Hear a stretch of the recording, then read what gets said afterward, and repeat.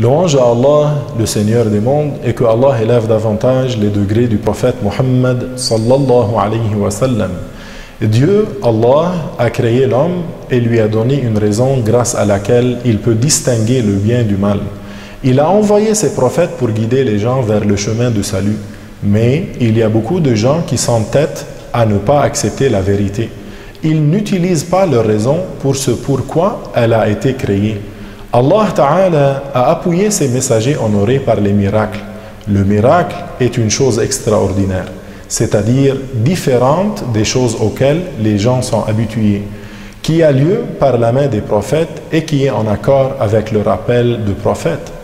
Personne ne peut lui opposer quelque chose de semblable comme le jaillissement de l'eau d'entre les mains du prophète Muhammad et la transformation du bâton en serpent pour notre maître Moussa.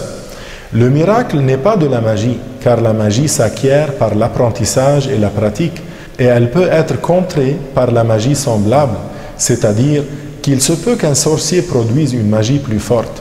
C'est pour cela que les sorciers de Pharaon ont cru en Moussa comme messager de la part de Dieu quand son bâton s'est transformé en un véritable serpent. Ce serpent a avalé leurs cordes et leurs bâtons que les gens avaient pris par illusion pour des serpents. Ces sorciers ont su que ce qu'avait fait Moussa n'était pas de la magie. À noter que pratiquer la magie compte parmi les grands péchés. Je finis en demandant à Allah qu'il nous accorde la réussite pour accomplir les bonnes œuvres et qu'il nous accorde une fin heureuse. Que la paix soit sur vous et à la prochaine.